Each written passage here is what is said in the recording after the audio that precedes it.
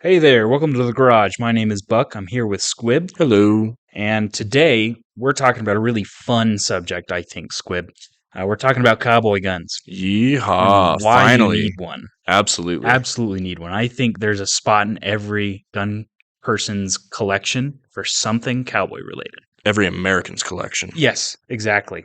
Especially Americans. If you're American, you don't really have an excuse, I don't No. think. No. Because I can't think of very many periods of American history that has shaped gun culture quite like Western. Yeah. And it's very romanticized in today's world. I It mean, is. we see that still everywhere. It's very prevalent. And you can see it a lot in hunting culture, Hmm. especially because, we were talking before the podcast 30-30 is going to take many a deer this year and probably every year from here on out, Hmm.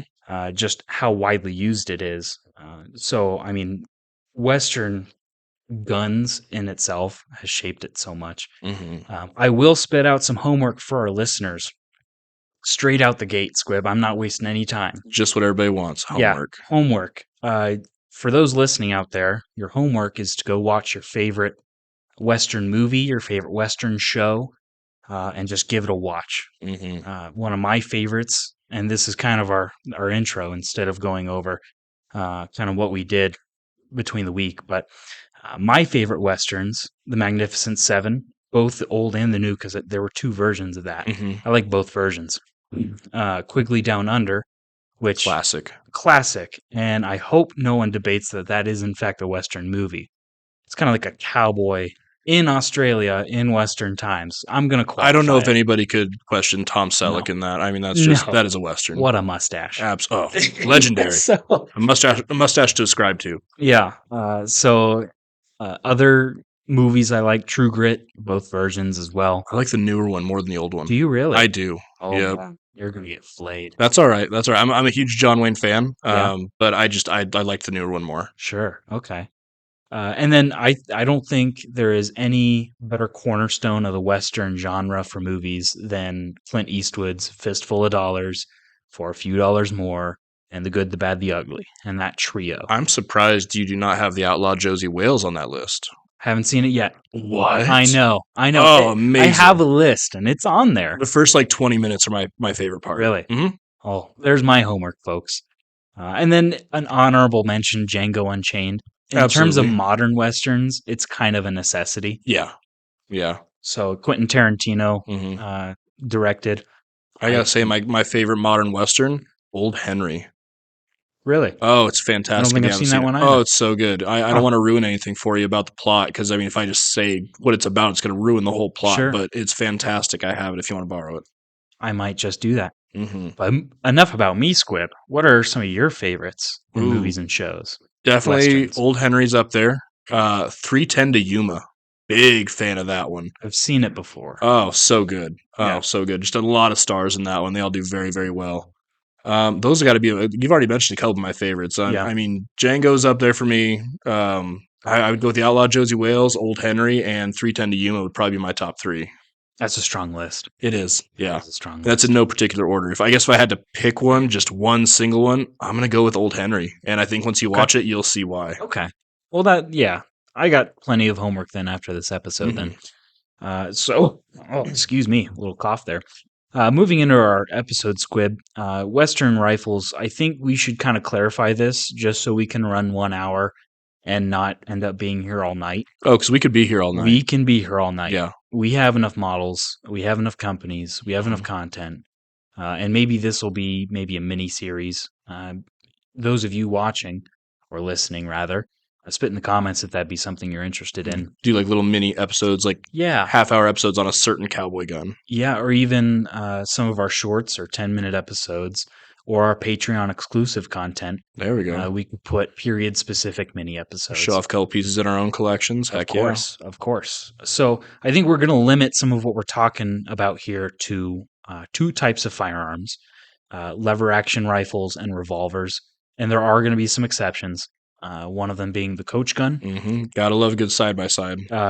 cut down side by side, a Mhm. short side by side that serves no other purpose Yep. than putting a large hole in your chest. Yeah. Shout out to Stoger for still making coach guns Or brand still new. making it's heavy as can be If But I had it, I'd probably try to carry it in a couple scenarios. I can't name them right now, but I probably would for the cool factor. I mean, it's my bedside gun. I couldn't see myself carrying it, but bedside for I carry it sure. around my property. Oh yeah. Well, you kind of have to at that point. You have a Yeah, coach gun. exactly. It's a rule. So the other exception I think we might talk about if we have the time is the Derringer firearms, those pistols. So they're not revolvers. So we Hmm. kind of have to put that caveat in there. So lever action rifles. I think the big one that we're going to talk about today is the Winchester line and the Marlins. I think those two sum up in very good shape, kind of what the Western movement was on lever action firearms. Well, Winchesters were the guns that won the West. Yes, and then on the revolver side of things, I think Colts are going to be a really big subject Absolutely. because they were one of the main proprietors back in Mm. that day. I do want to point out that there was a break sometime in the Wild West where an invention was made, Squid, and I feel like pointing this out. It's very important because after World War, I'm in the wrong period. After the Civil War, is kind of when it was considered the Wild West had started, and Hmm. then the year 1900 is the death of the Wild West and the beginning of the industrial movement in America. Gonna make me cry. I Bring know bring back the Cowboy the days. end of the Wild West, but between those two events, there was an invention that happened, and it was smokeless powder. And oddly enough, it was invented by the French. Sacre bleu. I know. So smokeless powder being invented by the French, it kind of revolutionized the game in terms of cartridge development. Hmm. So back in the olden days, right after the Civil War, you had cartridges like 4575, which is different than the 4570. You had 45 110, 4590, which were used in the Sharps rifles, which we'll talk about today if we have the time. And then smokeless powder was invented. And so you started to see cartridges, and honestly, they were same as black powder. You just put smokeless powder, change up the recipe, and Hmm. you still see cartridges like 45 long Colt, 38, or I don't think it's 38 special. I don't know when that came out, but 357 mag, Mm. uh, 40, 41 mag. Mm. That's a thing. Oh yeah. All those uh, cowboy cartridges came kind of got breath breathed into them. However you Mm. say that. A breath of fresh A air. breath of fresh air. Yeah, it's kind of like a re-release Hmm. because they got smokeless powder, which was a big boost in ballistics. And it's a way better re-release than like Ghostbusters that was just re-released. Not a fan of Yes, well, we don't talk about that it. re-release of Ghostbusters, but you're very right in the sense that there was new life to old cartridges with new technology, and it changed the game. So we entered the century. We're thinking 1800s. We entered that point in muzzle loading firearms, Hmm. which is Smooth kind of bore it's for most of it. crazy. So, most of it, yeah. If you had a rifled musket, you were like the talk of the town. Hmm. So, Yeah, I mean, even up until the Civil War, most of those were still smooth bore. Up until mid Civil War, we started seeing a lot more rifling on those. and then when we exited the century, the death of the Wild West in 1900, we had smokeless powder and Mauser bolt action rifles. Not the U.S. specifically, but like Mm. that's the technology in the gun Yeah, world. that's where the world was going, That which was is a 100, huge change. yeah, in 100 years. That's how far, and it's crazy to think about now in that that's how far the technology changed in the Yeah. course of 100 years. And we've kind of had a similar jump from 1900 to say 2000. Do you I think mean, so? I would say it's similar, maybe not as night and day, Mhm. but compare cartridges and their power and their velocity in 1900 to what was commercially available in 2000s, 23 years ago now. Yeah. I mean, it's night and day. That's a really good point. And to add on to that, the Wildcat cartridges and the commercial cartridges and the efficiency that we're getting out of cartridges nowadays is a really good point to add on. I will say that some of the most efficient cartridges we're still seeing coming out to this day. Hmm. And so between 1900 and 2000, yes, there is a massive jump there in cartridge technology. And I would say, yes, the firearm technology has come a long way too. But I think the cartridges and the ballistics is probably what can be focused on in that period. Hmm. And then it'll be interesting to see as the 2000s go on, see what's going to happen before 2100. Yeah, are we shooting lasers at that point? Who I knows? mean, that'd be crazy. So Western rifles, what are we talking about? Some of the major brands that make these things. Winchester is obviously the big one. We're going to talk about them today. Mhm. Henry, which actually was the company that released the what I would deem the first lever action rifle, Yeah, what was that, like a Model 1866 or and something I like have that? no idea. Yeah, Honest, we it had a new wasn't. birdie reproduction in It the was shop. way before that because Winchester released the 1873, which was the gun. That's not the gun that won the West, but it was a very iconic Mm, lever gun. I yeah, hope I got the years right.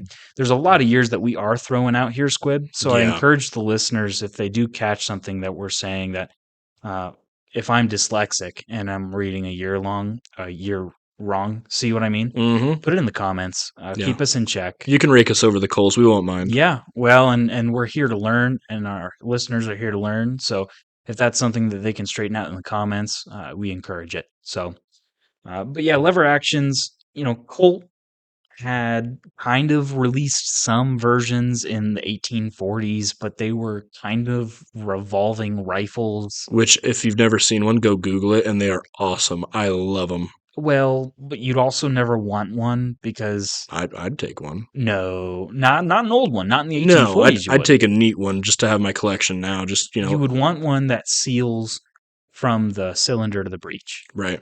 because the big issue with those guns is that you had sparks and powder, unburnt powder, or burning powder coming out the side of the cylinder. And if you're holding a rifle and you're holding onto the forearm, that's going right on your forearm. And hopefully not on your cheek or into your face too. Hopefully not. If you're Yeah. shouldering it, ooh, So I wouldn't consider those guns lever actions, really. You also had the volcanic pistols and the volcanic rifles. Have you yeah. heard about those? My vast experience with those comes from Red Dead Redemption, Yeah, so that of is course. it. Sick looking guns. Hmm. Really, really cool looking guns. I kind of wish the technology there was either furthered a little bit more to where it was everlasting, Right. but I don't think we got our wish. No, So, no. and I can't really attest to what made those guns fail. Right. When our Patreon gets enough that we can afford our time machine, we'll go back and Oh yeah, fix we'll, that. we'll go get one Yeah. for a crisp $5 bill. Is what Exactly. it cost back then. $5. Oh, I've So never seen so much. yeah. But getting back to our kind of list of lever action companies, we already listed Winchester and Henry. We have Marlin, Mm-hmm. who they now make the 336, but Mm-hmm. they also released competing versions of the Winchester 1894, and they released an 1895 as well. That sounds right. I've got a really beautiful 1948 production Marlin 336 in the shop right now. Oh, it's gorgeous. Yeah. They do a little bit of a different thing on the lever, actually. They do a curve lever instead of a straight lever like a Oh, Winchester or a Henry. okay. And in my opinion, it's just a little bit more ergonomic and it's a little more comfortable.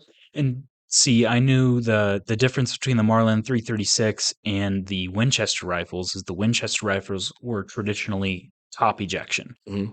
So when you work the lever, the cartridge popped out the top, Hmm. versus a Marlin 336 where you work the lever and the cartridge pops out the side, Right. which is nice if you want to mount a scope because you Hmm. can mount a scope on a Marlin 336. Hmm. You cannot mount a scope on the receiver of a Winchester 94 Right. because that's where your cartridge is coming Yeah, out. you got to do almost like a weird scout A style really mount weird out scout front, which style, I and don't at think would that look good. at that point it's not worth it. Right. So, and the iron sights, I mean, yeah, don't do that to your Yeah. Winchester. Imagine wearing a cowboy hat all day and you're just having brass flick off the lid of your hat. No, thank you. I'd rather have it eject out to the side. You don't think there's a cool factor to that? I think there's an Just a cool annoyance brass factor. sound and I mean, it might be cool until you get a piece of brass that yeah, like goes in your face or something. No, right. thank you. Huh. So other companies that we're talking about today, the Rossi, which we Hmm. actually have one in the studio right now. This one's yours, Buck, and it is This is beautiful. my Rossi R92 in 357 Magnum. You can use 38 specials in it. I've used both. It is Rossi's clone of a Winchester 1892. And that's actually what I thought it was at first until I looked at Yes. that back plate and I didn't see Winchester's name on it. And then I saw the safety on the top, and I'm like, oh, this is It not a comes with a Winchester. safety. Yeah, for It's those of you that odd. aren't aware, it's about a half inch in front of the hammer on the top of the receiver. And the moment I saw it, I'm like, why is this here? Yeah, it's meant to block that lever from falling onto the firing pin and hammering it home. It's a great design. It really is. And this is a really beautiful rifle you have here in front of us, Buck. I've shot it, probably not as much as I should have, because it is fun to shoot, and lever actions are really fun to shoot. Hmm. But this is a real joy to have in general. So I'll mention the 1892 and the 1894 right now. When Winchester released those, and they were the original releaser of the 1892 and the 1894. Um, the 1892 was kind of meant for both black powder cartridges and kind of pistol cartridges. I Mhm. say that there might be some exceptions there, but essentially you wanted one type of ammo since it was black powder, one bandolier of ammo, and so 45 Colt would be a good example. 45 Colt in a revolver, and then have a companion lever action, Mhm. which was actually the goal. I specifically wanted 357 Magnum because they're kind of tougher to find in lever actions. Yeah. So I did want one really badly. I got the Rossi because I couldn't afford a Winchester at the time, and then also on the table is an 1873 clone revolver, Mhm. and it's a Pieta. Okay, couldn't remember if it was a Pieta or an Yep. Uberti. So it's a Pieta clone of Colt 1873 Peacemaker, Mhm. which that is the revolver that everyone thinks of. If you were to tell someone to draw it on a piece of paper, the main revolver of the Wild West, they draw that. Yep. And it's a very accurate gun, which it didn't shock me, but it did shock me. Mhm. Lovely firearm, and I have the companion set for 357 Magnum. Very nice. And again, shout out to Uberti and Cimarron and Yes, Paeta. They all make amazing clones, and for the money, you are getting a really quality piece of hardware. and I've had experience with Uberti and Cimarron both, and I've there's no bad things I can say about either one of those clubs. Cimarron's going to be getting an order from Squibb here pretty Yeah, soon. They have a model of a Schofield called the Jesse, and it's based off of what Jesse James carried when he's with the James Gang. I'm And from Jesse James's hometown. oh, I forget that you are a Yeah, Missouri boy. so that is like I get. you just earned major points. I am a Jesse James conspiracy nut. Wow. Well, someday you'll have to go to the museum. Oh, absolutely. It's a great time. Hmm. But also hats off to Pieta. I'm very impressed with how this revolver has shot. It's one thing to make a clone that looks good. Hmm. It's another thing to make a clone that shoots good too. Right. And I would argue, I'm sure someone could correct me on this if I'm wrong. These modern clones probably shoot as good, if not much better, than the originals. The technology that we have nowadays makes it much more consistent Hmm. from revolver to revolver or lever action to lever action to where I could see it being a more consistent basis than back in the day, Hmm. for sure. Hmm. Um, What's this other third one we got here? oh, that's just a Heritage Rough Rider, a little 22. And A pistol everybody needs. well, everybody needs, but like everyone should experience one at least. I can see being horse trader squib and somehow finding a way to get it out of the gun safe, Hmm. at least experience it once or twice. Yeah, I've owned three of those actually, I think, and they've all shot great. Now I've also had one come through the shop that I don't know how old it was. Hmm. Man, it was like falling apart. This guy must have had a million rounds through it because it was loose as a goose. And it was a cool gun, but he had shot it as much as he possibly could until it was dang near dead. So these are the ones, the Heritage Rough Riders, the ones you can get for a really good deal around Christmas. They're like 120, 130 bucks now. I remember a few years ago Yeah. they were around 100. Yeah, So they've inflated a little bit, a little but bit. they are still reasonably priced in my mind for what you get. And between three generations, I think last Christmas I texted both my father and my grandfather, who shout out to both of those gentlemen. They know how to text, thank goodness. Papa Buck and Grandpa Buck. Indeed. But both of them had bought like 2 to 3 of these Heritage Rough Rider revolvers without telling anyone else. Really? Yeah, so And they're a good one to fill up the safe with. in my head, I'm like, okay, well, what's going to happen when we open up the gun safe at Grandpa's house and 20 of them fall out from the past 6 years? Mm-hmm. And then I go over to Dad's house and open up the safe, and there's 20 more in there. Yep. And I mean, Heritage Rough Rider revolvers, yeah, maybe 2 if you want to feel Mm. really cool, but Yep. is there really a need for 30 of Yeah. them? Heritage has that really cool barkeep pistol out now, which is a single action 22 with I think it's a 1 3/4 inch barrel. It's short. Yeah. And then they also have the barkeep boot, which is a 1 inch barrel, no front sight, 22 long rifle. I mean, I want one. I would put that on the same tier as the High Point Yeet cannon. It's one It's you a buy for meme fun. gun. Yeah, it's It's one a you buy meme for gun. fun. Would I ever carry it? No, but No. would I maybe throw it in my boot if I was walking on the ranch? For a little bit, No. just for a little while to That'd feel be too cool. uncomfy. Get bigger boots. Allegedly, Heritage has made 357 versions of that revolver. They do. I actually looked one up, and they run about $500. Are they really? Hmm. And you've like seen this? I've seen them. Because Yep. I have, I have I not. have them available as a dealer from one of my I distributors. have not seen, heard, Um, or anything about the my 357 only first reason gen. I didn't pull the trigger on one, no pun intended, was if I was going to buy something in a large Magnum caliber, Mhm.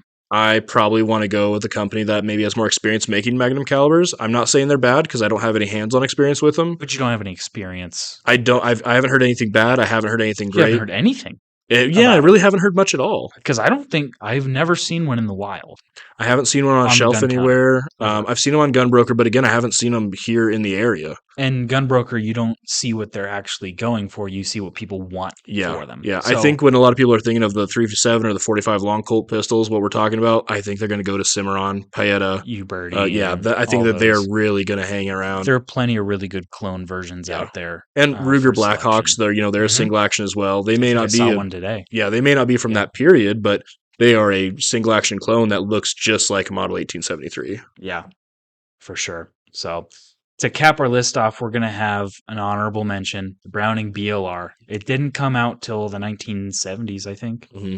but it is an honorable mention because it's a lever gun. So if you see one, keep it in consideration Hmm. because I am an avid fan of Browning Arms Company, and their BLR. I've heard exceptional things about them. So, as mentioned before, Henry is kind of classified with having the first patent on a lever action firearm. Hmm. From there, I feel like Winchester kind of took the ball and went all the way to the end zone Hmm. because there's a lot there, and there Yeah. are a lot of models. We're not going to go over every single one of them Hmm. because I mean we're already at 21 and a half Hmm. minutes. So Yeah. The one cool thing I want to mention about the first Henrys that came out is that those were made really famous during the Mormon War. hmm, They were found all across the frontier because the Mormons outfitted themselves with the best technology they could because they felt like they were being invaded by homesteaders and by the U.S. military. And so many of those are that classic tube fed, no stock forend. I mean, it feels weird to shoot one. I've shot one before, and they're a great shooter. mhm, But compared to like the Model 1894 Winchester, where you have a nice place to put your hand, it feels a little wonky. yep. But man, they are cool. Huh. Well, that's a little piece I didn't know. Hmm. So hey, you're bringing a lot of things to the table, Squid. Once in a while. Once in a Once in while. a while. Nah, give yourself more credit. So we'll move. Oh man, this cough is really bad. We'll move on to the Winchester 1873. I do have it in my notes as a rifle. I know the Hmm. Colt also released in 1973 in their Peacemaker Hmm. revolver. 1873, I'm sure is what you meant there. What I say? 1973. Oh, 1873. Yeah, we're talking about the year Hmm. 1873.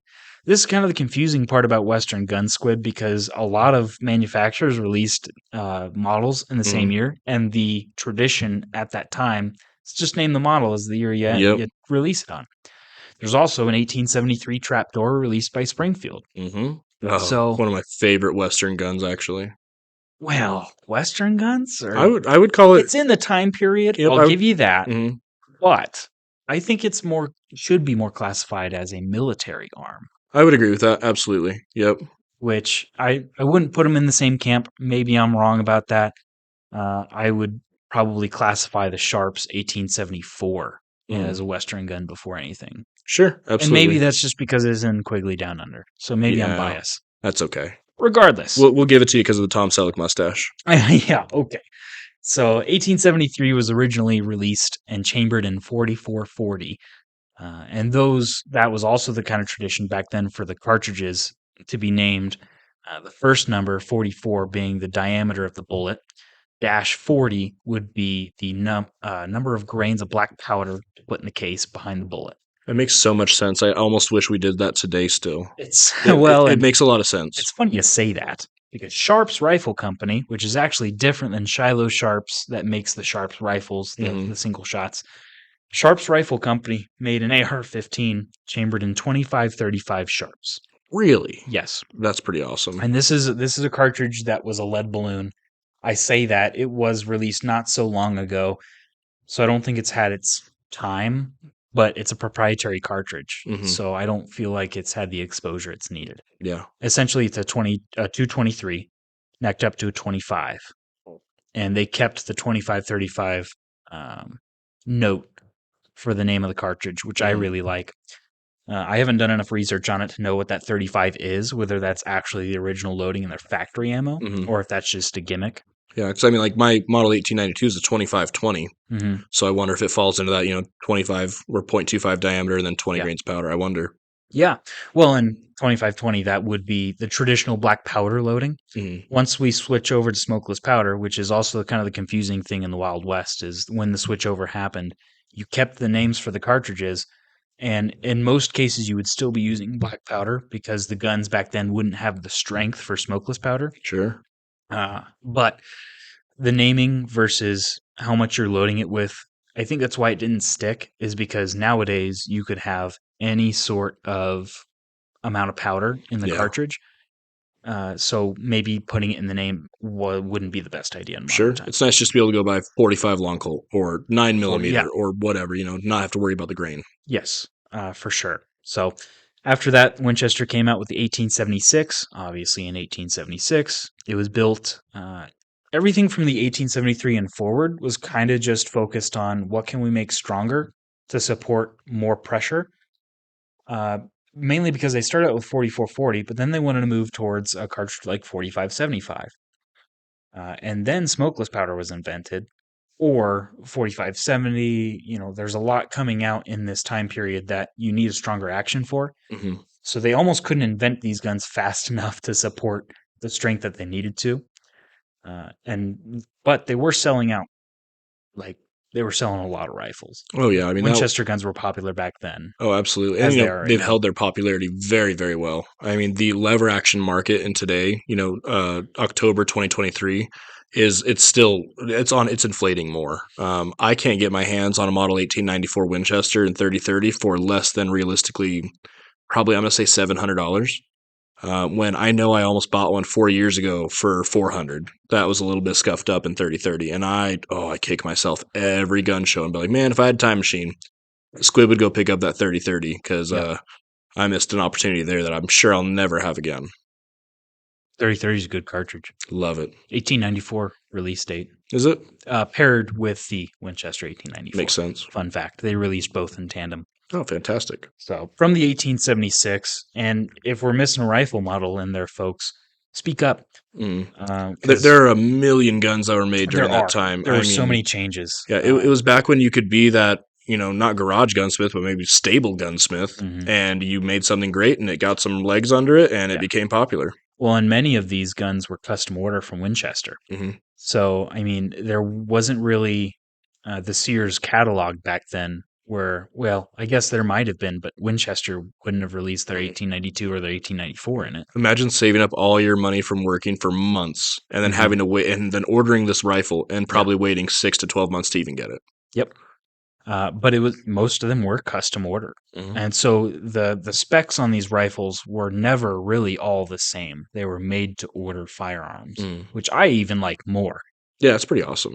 Knowing that no two guns are going to be exactly the same Hmm. is pretty cool, at least for time period correct rifles.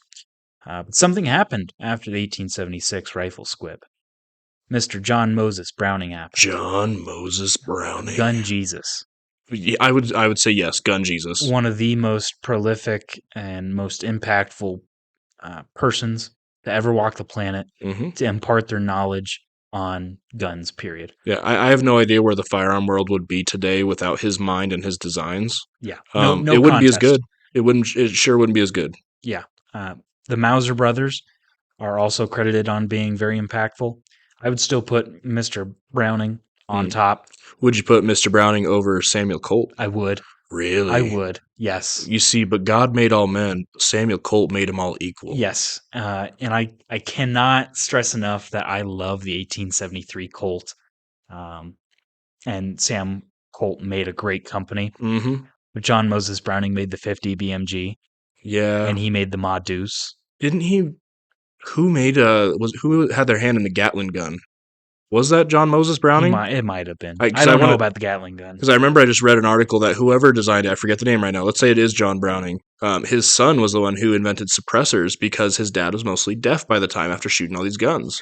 See, I could see that. Yeah, suppressors I've seen were Gatling around since guns. like the 1880s. Whoever knows about that, by the way, who can confirm who made the Gatling gun, even if it is a quick Google. We'll probably Google it after the episode's done recording here, but And leave then it in be the kicking comments. ourselves that we got it wrong. Yeah, probably, because it's probably someone we know. It probably is. But I mean, John Moses Browning, 1911, a lot of fantastic things after the 1900s, which we're not going to bring up in this episode because it's after the Wild West. Mm-hmm. It was crazy to see everything he achieved for the Wild West and lever guns, and then see after 1900, he was still going. Yeah, we're still using his designs today. Well, in the military, there are still Ma-Deuce machine guns. Oh yeah, from the time period mounted and being used. It's insane. So some of these models, and granted, maybe this isn't a full comprehensive list. Sue us. It's okay. Put anything we missed down in the comments. But some of his achievements, some of his rifle models, and he was mostly partnered up with Winchester until 1900, and then he kind of had a falling out with them because he wanted royalties, and he moved to Colt. And that's kind of when the 1911 started development and all of his other inventions. But while he was with Winchester, he was selling these designs one-off. He would design a gun, sell it to Winchester, and be done. Get another design, sell it to Winchester, that deal's done. So some of these models involve the 1886 lever gun, 1885, and my dad would kill me if I didn't mention this rifle, the 1885 low wall, the 1885 high wall, which is a single shot falling block rifle, and it's a fantastic one. People still order them today, custom from Winchester. Probably one of my favorite single shot rifles, right next to the Sharps, and one of my dad's favorite rifles too. Low wall shoots, mild cartridges, high wall shoots, high pressure cartridges, or just bigger cartridges in general. That's a little cheat code there for you, Squib. The 1897 Winchester pump shotgun, the trench gun. The trench gun that we saw trench gun. all the way up through Vietnam. Yes, which, granted, maybe it's not a Wild West gun. That's okay. I really wanted to bring it up because we gotta. It's the trench gun, the trench gun. And then you have the Winchester 1892, the 1894, and the 1895. The 1895 featured a stacked magazine, whereas the 1892 and the 94 featured tubular magazines. So the 1895 opened you up to options of cartridges that you couldn't get in the 92 and the 94. Some of these included 3040 Craig and, believe it or not, 7.62 by 5.4R. Doesn't surprise me, being as old of a cartridge as it is. And Winchester sold some of those rifles to the Russians. Imagine that. Makes and the Russians used them in the military. So, and if for our listeners, if you haven't ever Googled some of the Russian lever actions, they are some of the most beautiful lever actions I've ever seen. They are gorgeous. I've never seen them. Gorgeous guns. Not in person, but those were some of them. But I mean, the most impactful being the 1892 and the 1894. And again, this list definitely isn't all inclusive because, like we said earlier, there were just so many guns coming out in that time. Everybody wanted their finger in the pot. Yeah. So, can't emphasize enough how much of an impact Mr. Browning was towards the gun world.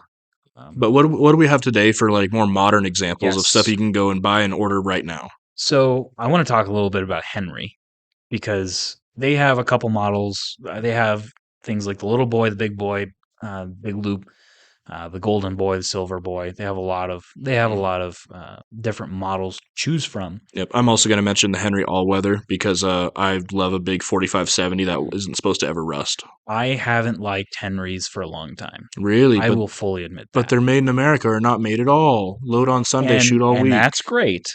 I hate the tubular magazine loading. Okay. I absolutely need a side gate. Okay, it's understandable. But, and many listeners are shouting at me right now, that patent expired quite a few years ago, I think now. And now they started making Henrys with side gates. So now I'm totally okay with Henry. I gotcha. Because they have side gates. You just wouldn't want an older Henry. No. Okay. Well, and I think about it, because for those of you listening at home, to load an older Henry, you had to go to the end of the magazine tube, and then you had to unscrew or unjam some sort of nut on the end of your magazine tube, bring out this cardboard sleeve, to where there's an open slot for your cartridge. Put your cartridges in. This is all on the muzzle end of the firearm. Mm-hmm. And then put the inner tube back into the magazine tube and put tension on it yourself. My only thought is if we're talking about the Wild West and I'm on the back of a horse, there's no way in hell Yeah. I am doing that. Not optimal at all. I mean, you saw in my Model 1892, that's one thing I need to buy is a new magazine tube, the actual rod that goes down. I could see why people lost them all the time. Yes. It's just, it's not optimal. So side gates, that when I was shopping for lever action, this was back in 2018, I think. I needed something with a side gate. The issue with that is when you look at 357/38 special models, you're kind of limited. Not just by who makes one, more so of who stocks one. Mm-hmm. Most people, and in my head, if I'm an FFL, I'll order 44 mags, I'll order 45 long Colts, 45 70s, and 30 30s. Yeah, I got to say though, I do agree with you. I wish I saw more of the 357s on the Mhm. market. Yeah. Because to me, it comes back to pairing a rifle with a pistol, and I would much rather have with today's modern technology, I would rather have 357 than 45 long Colt. Would you? I would. And a lot of people would disagree with you. Now, if I'm going specifically for just a cowboy gun, and if I'm not trying to load up the safe for another 357, sure, 45 long Colt all day. It's period correct. I love it. It's an awesome caliber. But with today's ammo market and what firearms are available today, It is really nice on the wallet. exactly, I'd rather be in 357. Very nice on the wallet. Having purchased Ammo Incorporated 357, it's very nice. Yeah, it's just way easier to swallow than 45 long Colt. And I'll add, if you have a smaller shooter, if you're teaching a kid, or if you're shooting with someone else who doesn't want the recoil of a 45/70 lever gun, a 357 Magnum, you can put 38 specials in there if you Oh, really yeah. want. And at that point, you're plinking pretty nice. Yeah, and I think maybe that's another reason why I'd want a 357 is because then I can Mhm. shoot two calibers. Yes. I can go and pick up boxes of 38, or if I only have 38, okay, fine, I'll just shoot 38 in it. That's fine. Well, and so reaching over to grab my 1873, what I like to do, Squib, is I carry both 38s and 357s. Mm-hmm. And ideally, you want to load 38s in the revolver, 357s in the rifle. Mm-hmm. But, I mean, in the case that I slip up or, put something in a gun I don't mean to, it'll work Yeah, perfectly fine. it really doesn't matter that much. No. It's not as ballistically advantageous, but still, I wouldn't shrug my shoulders at 38 coming out of 6 inches of barrel. No, and they're pleasant to shoot. There's not too much recoil. They're very manageable. So I really like the cartridge decision. I didn't want, and you know me by now, Squib. I didn't want something that everyone else had Mhm. or something you could easily get. Sure. So I was perfectly okay. It took me about a year and a half to find someone who had this Rossi on the table in stock, Mm-hmm. and it's still probably one of two or one of three that I've seen in the past 5 years. You're kind of inspiring me to go take that Ruger Super Blackhawk out of the case at 41 Magnum and take that home because man, that would complement it pretty well. Yeah, 41 Magnum is weird enough. Mm-hmm. That soft spot between 357 and 44. And we don't have a cowboy gun in this cartridge, but we have a revolver in this cartridge. It's more of a modern revolver in 44 special. Mm. So Is it a Bulldog by chance? it is a bulldog. Ah, so that's the only revolver I've ever seen in 44 special. You're very correct. That's an odd cartridge. It is. It's pretty cool though. So other options we have on the market, Squib, you can still get 1892 and 1894s from Mhm. Winchester. Absolutely. You can still get Marlin 336s. There was a time where they didn't make them. I forget which iteration the 336 was. I think they rebranded that model. I do know that they had a different 1892, a different 1894, and a different 1895. Maybe they didn't make 1892s. I'm not sure. This goes back to there's so many years and so many Oh companies. yeah. It's tough to really keep in a straight line. I do know they made their own 1894 and their own 1895. So Yeah. one of those got rebranded. You can see why certain collectors just nerd out on lever guns. I mean, from our local gun show here, there's always that table of old cowboys that they have probably $70,000 to $100,000 worth of lever guns on the table, and I've never seen one under $1,500 They on are the table. so expensive. They're ridiculous, and they're Yeah. all 1860s and up production, And they and are period correct. yeah, I mean, they are from yeah, the year. we're talking OG Western pieces. You know, I Yeah, mean, if guns could talk, I mean, oh, I'd ridiculous. listen to that table all day. Yeah. So, I mean, and that is a table that you have to swing by if you're at a gun show. I hope there's one at every gun show Hmm. because that's a cool table to go to. So, Those were actually the guys that gave me the value on my Model 1892, my oh, 2520. okay. I took it to them at the last gun show, and I'm like, Yeah. hey, I have this old lever gun, which, if our listeners don't know, people at gun shows, 99% of the time, are happy to impart knowledge and Yes. educate people. Yeah. Take some of it with a grain of, a grain of salt.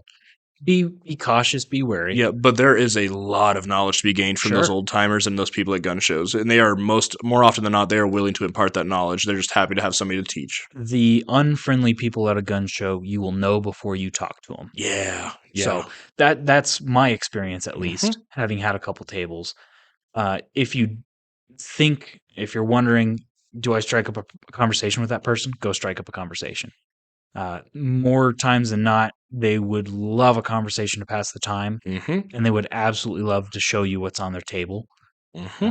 And I know that being on both sides. Yep. And I'm Squib. I'm sure you could back me up being on both sides as well. Oh yeah. I mean, if somebody wants to come to my table at a gun show and ask questions about a product I have, I am happy to tell them what I Yeah. know and help educate as best I can. Yeah. So you can also buy clone rifles. Like I said, Rossi makes the one on the table here. Cimarron, Uberti, we've mentioned a couple of those. Pieta on that Colt 1873 clone. Some of the other revolvers and pistols. I mean, yeah, we'll bring up the Derringer Hmm. uh, Originally pistols. marketed as a ladies' gun. Yeah, purse gun Hmm. or just something to stick in your many Yeah. layers. Yeah, and many a time I've seen, and I haven't seen it in a lot of movies, but I've read about it in a number of books, how people take a leather strap and literally tie it to the inside of their thigh. Yeah. Yep. Which, I mean, if you're gonna tie a gun to your thigh, I probably would want the smallest one I could. Yeah. And I think that those Derringers fit the bill.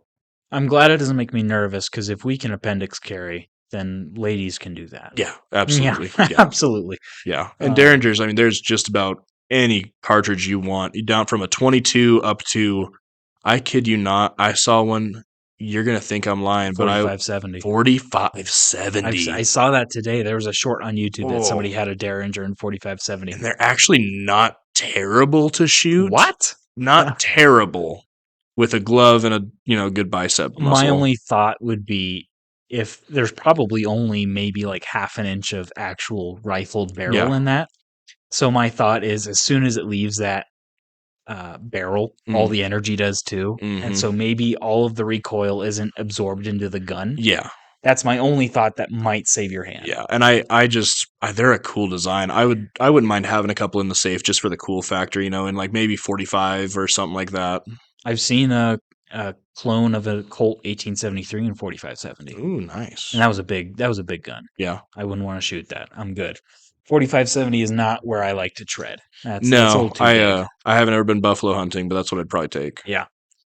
So other pistols, this was one I didn't really want to get too deep into Squib because honestly, between the single action army, which is kind of the 1873 anyways, Hmm. but you have a lot of black powder revolvers in there, Hmm. and Yeah, we didn't mention the Navy Colt at all. no, which Um, that was before the 1873 and before the Peacemaker. Yeah, I want to say 1858. Listeners, correct me if I'm wrong, but I remember Somewhere. seeing some 1858 navies, and man, that's a sexy pistol. I've never found them attractive because the top of the cylinder is exposed Hmm. in a lot of those guns. Yeah, what got me is as a kid seeing that gold trigger guard. Hmm. It was very distinct, and the engraving on the cylinders was just beautiful. Have you ever seen the Navy variation that doesn't have the trigger guard and it is a flip up trigger that can go into the receiver itself? I've seen pictures, but I've certainly never handled one. I know we've had one, and I think we actually sold it at a gun show Yeah. before. Those are cool. I will admit that's a cool design, but there's so many different years, and this goes back to the rifles. Yeah, there are a lot of years, a lot of models that came out. A lot more people made those revolvers than the rifles. Hmm.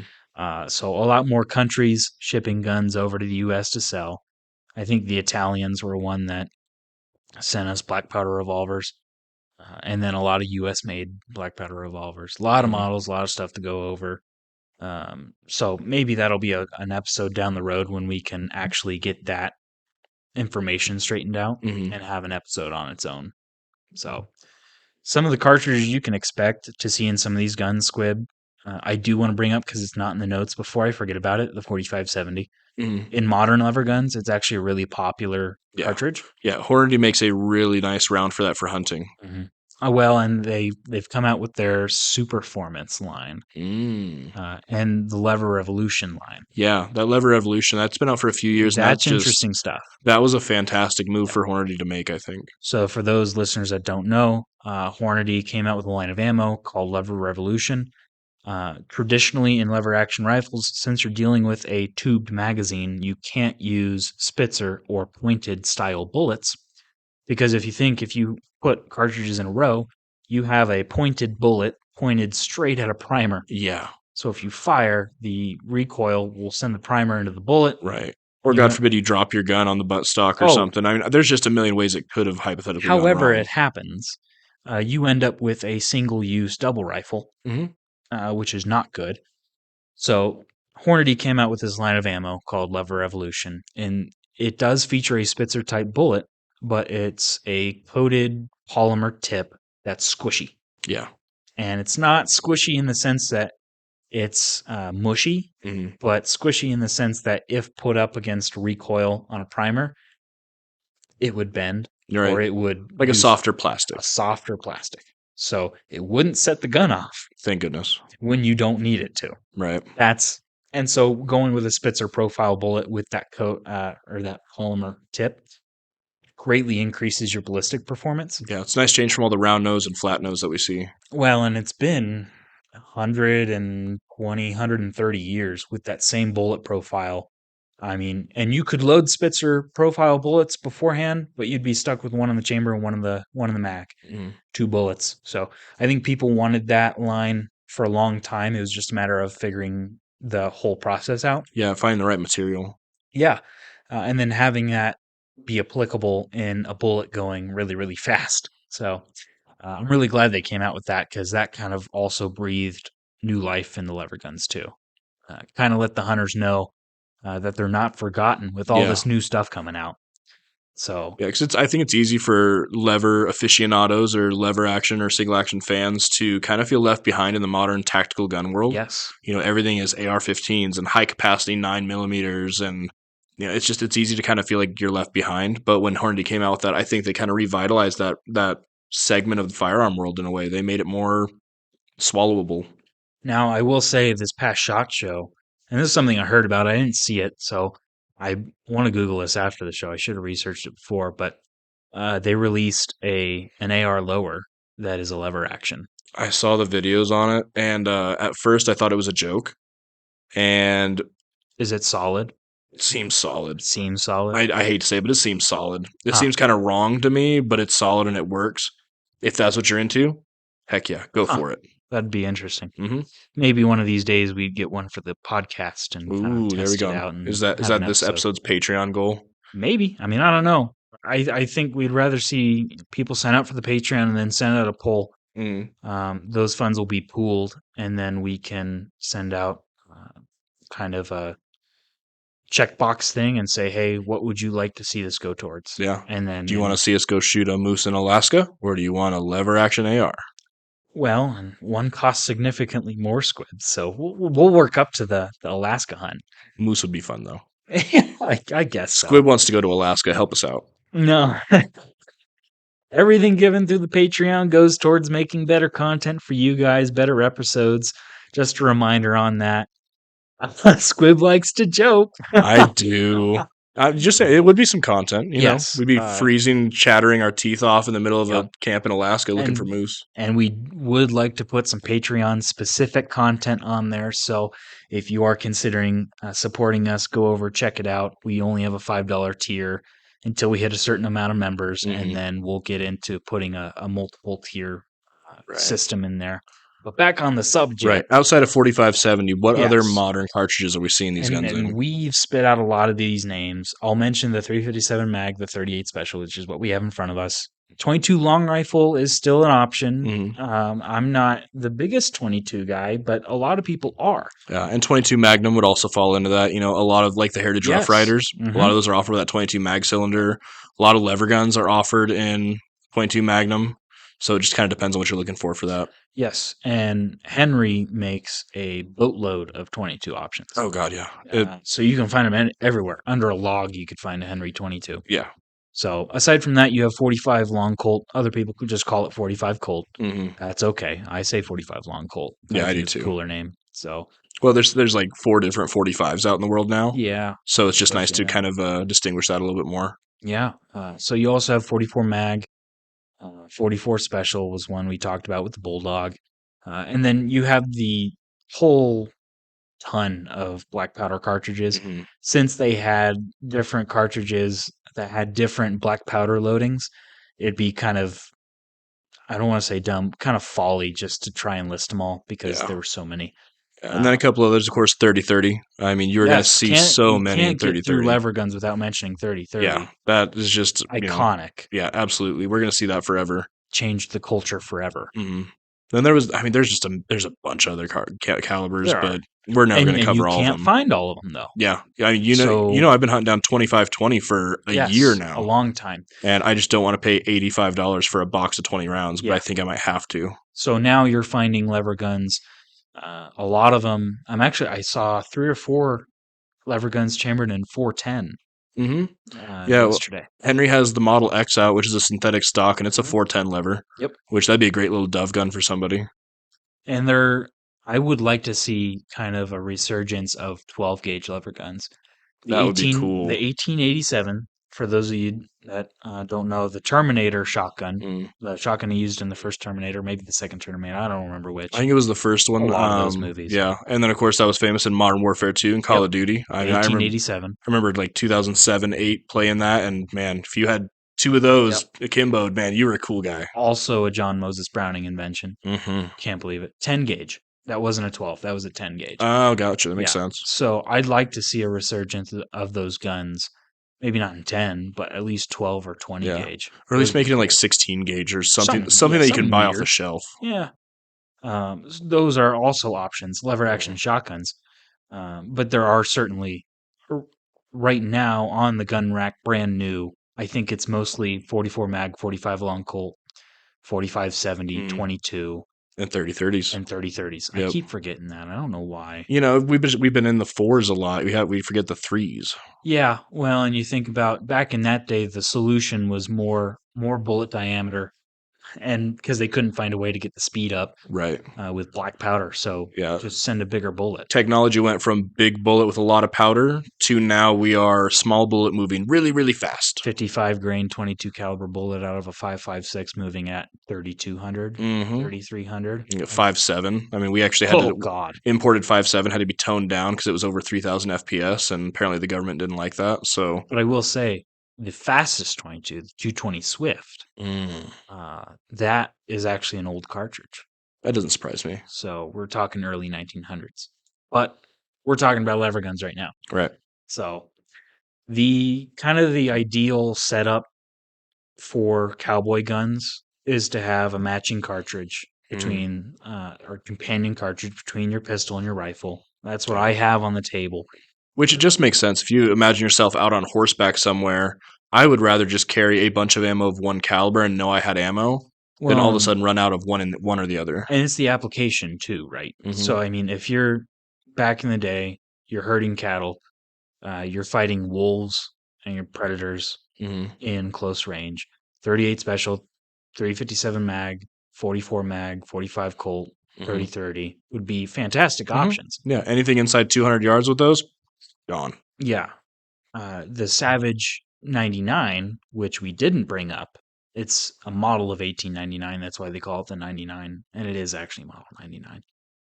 300 Savage, 250 Savage, which were parents of the 308. Hmm. And that had a rotary magazine so where you could load 243 or 308 and have a little bit more ballistics there. I still think in the setting that we have pistol cartridges out of rifles, I think that's plenty in the applications they were using them for. There is another setup that I kind of really want to go for, but I don't have the funds right now to kind of fulfill my dream, Squib. And that is a 1874 Quigley Sharps rifle. You got a credit card. I don't have a credit card for that much. I don't like using my credit card, That's fair. especially for them. Oh man, Come on, man. Cabela's points. you can. He knows how to get me, folks. Mm-hmm. That in 45 110 Mm. paper patch bullet Mm-hmm. would be so nice to have in a Now, single I'm shot pretty rifle. sure when you buy that, your mustache is just going to start growing in heavily. It's going to take 3 days. Just Yeah, absolutely. and We're just going mustache to is come there. in from one week to the next and be like, oh, Tom Selleck. Tom Oh, Selleck just kidding. It's mustache. Buck. Yeah, and I will carry that rifle with me everywhere. I would All love 20 to see pounds it. of it. Heck yeah, worth it. Heavy octagon barrel. Yep, your biceps are going to be huge by the end of the season. Beautiful walnut, English walnut, American walnut, something Mhm. nice. Yeah, and that peep sight he throws on there is just Yeah. So old that school and snazzy. it's not a marble, it's a veneer. That's what it's called. It's a Yep, veneer veneer tang sight. sight. I wouldn't mind a marble tang sight. There's a little different design aspects to both. I'd probably go with the traditional veneer, keep it as close as the movie as possible. I don't mind basing this gun off the movie because the gun he has in the movie is actually really sick. Well, that's kind of the cool thing about cowboy guns is if you see your western movie that you like, go get the gun. It's cool. And I think there's a lot less pressure there. Whereas if you see an AR-15 used by a cop, maybe Right. in some sort of Or like show, if you want to build a clone from Black Hawk Down or whatever, maybe, it's much easier to get a cowboy gun and have it be right. and a lot less people will laugh at you Yeah. versus M4 or M16 clones that you build. They're not going to blame you for having the wrong stock on your rifle Yeah. as opposed You're to not going to be criticized as much. Yeah, if I walked by your gun cabinet and I saw Yeah. that, I'd be like, "Oh, that looks like the one I saw in this western." I mean, I wouldn't even connect the dots between the two. My first thought would be, wow, that is a beautiful rifle. Mhm. Because the wood, they'd probably have color case hardening because it's going to be nice. Yeah, case hardened receivers are just Oh, beautiful. octagonal barrel with the Mhm. peep sight and just a gorgeous gun. I'd like to get one of those. Mhm. 45 110 would be my ideal cartridge. They make them in 45 90 and 45 70, I think. Okay. I think one other, but I don't remember. And then probably just to go with the same bullet diameter at least, because I can't have a 45 110 revolver. I'd go with a 45 Colt revolver, 1873. That pairing would be nice. Mhm. Now, I'd be using a lot bigger 45 caliber bullets in the Sharps rifle, but you know, what are you gonna do? I mean, that Right. gun's massive. Right. My pairing would probably be like a Model 1894 Winchester and 45 Long Colt, and I'm gonna go with like a Schofield break top.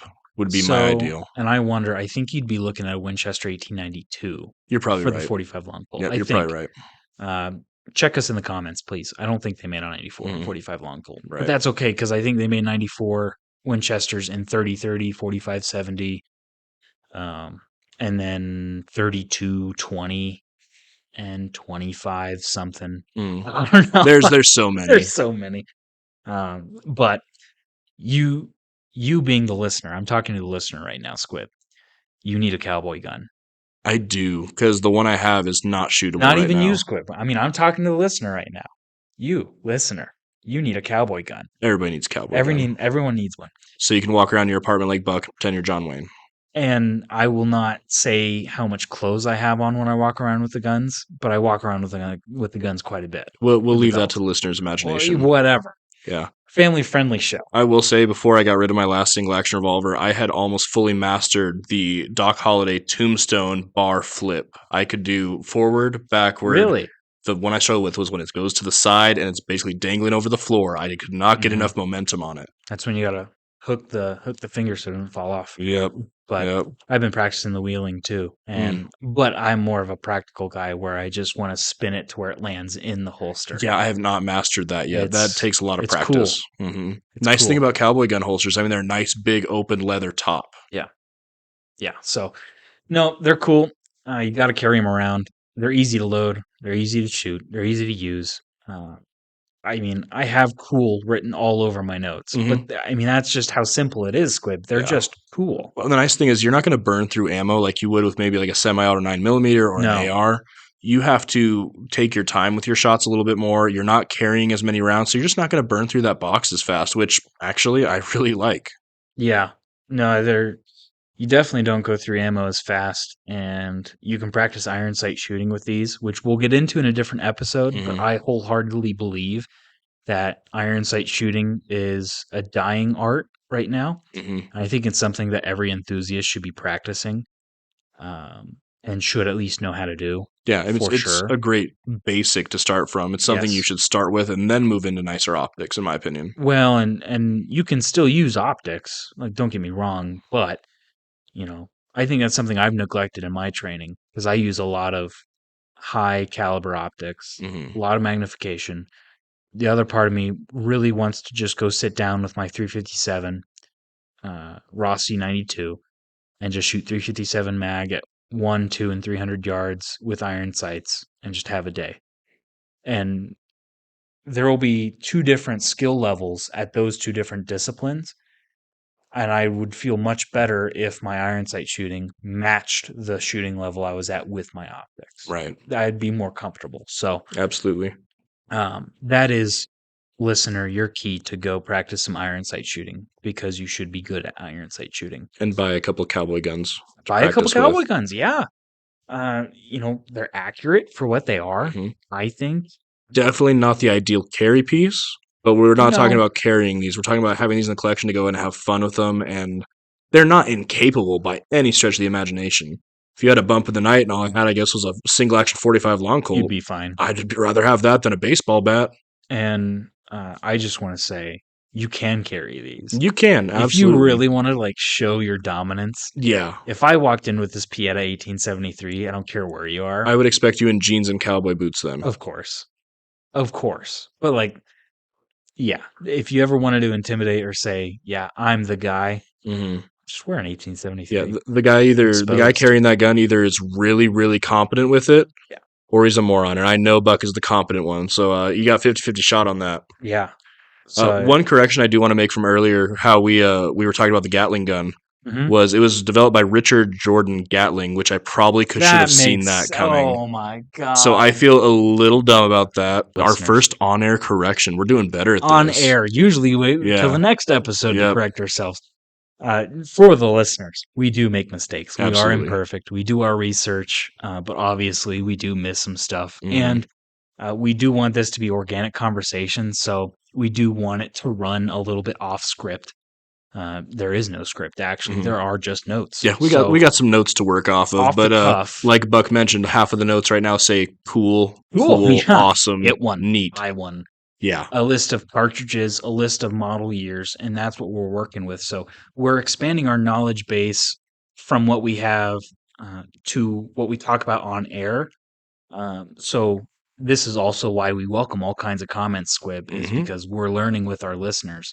And a lot of people will say, well, why don't you guys take the full responsibility of being teachers? And that's not Because the we have jobs. well, we have jobs, and this is a passion of ours and kind of a side project, but also I think if we can get the community involved in correcting each other Hmm. in a polite way, of course, Right. Keep it uh, civil in the comments. yeah, well, and just making sure that the growth is there to be learned. I think that's probably the best goal that we can have with this podcast. So all that to say is go buy a lever gun, go buy a revolver. We're a little Mhm. bit over time, but that's okay. They may be antiquated technology, but they are neat and they are fun, and everybody should have the pleasure of enjoying them sometime in their Well, shooting life. I think they give a lot of people purpose in the gun culture, gun industry, by hunting with something that not everyone hunts with. Hmm. If you want an oddball, or if you want something that's uncommon, these are some good places to start with cowboy guns. Absolutely. And you will never feel cooler than racking a lever gun. No, It is just, that is a yeah, cool thing to do. It's just a cool motion, and you feel like a cowboy. yeah. So we'll have to have a separate episode on the single shots. We don't have time for it today, but uh, stuff like the Sharps rifle, Hmm. the Spencer carbine, which I think actually was a repeater, but that was a Civil War era Hmm. weapon. But a lot of single shots, trapdoor, all that good stuff. We'll have to cover on another episode. Folks, we appreciate you listening on the podcast. If you feel like supporting us, you can see some of our links in the description. We have our Patreon link to our one tier membership. It's Hmm. $5 a month. something small. We want to work up to something. Everything donated to the podcast goes back into our episodes, into our content. We do want to buy specific things that go towards episodes that are specific to what we buy. We will be putting Patreon specific content up. And then once we hit some threshold squib, we do want to expand our operation here. Mm-hmm. So right now, this is our side project. So $5 a month. And I think we want to keep, I know we want to keep consistent content flowing. So if you feel Mm-hmm. like supporting us, that's a great way to do Yeah, it. every little bit helps. I'm also the kind of person where I'm stingy with my money. So if you don't feel like supporting us that way, perfectly fine. Yeah, Feel free to drop a subscribe, like, comment. Any of that helps us. Share the video with any of your friends. If you think anyone would be upset with the mistakes that we made, that'd be a great excuse to share the video. absolutely. If I you will want your friend to totally rake us over the coals, that's I cool. will totally be that sellout squib to the Mm-hmm. point where if you want someone to insult us in the comments, send the video to them. Yeah. Do it. And I know Buck mentioned earlier he's not a fan of Henry, but if Henry wants to sponsor us, I'd be cool with that. Sponsorships. I don't know about that. If Henry wants to send us one of those nice side gate rifles that they're Ooh, making now, absolutely. We'll make we Buck fall in love with it. we would love to look it over. And any company, we're not picky, Squib. No, Let's face it. no. We're a YouTube channel. We're also on Spotify. That list or that link will be in the description as well. We're on Instagram. I'm hoping to expand to some other social medias, but for now, right now, we're just on Instagram. Mm. So between those three and our YouTube channel, feel free to check us out, Buck's Garage Podcast, pretty much everywhere, I think. Or just check out the links in the description or on any of our pages. And I think that does it for this episode. Like I said, we appreciate your time and appreciate you tuning in. Um, I'll do my closing, and this is my entry for our ender because we still have to elect like an official outro, but we'll see you on the next garage episode. Squib, you got anything for the listeners? Eat some bananas, drink some water, do some push-ups, and get healthy. It'll change every time. We'll decide on something before the season ends.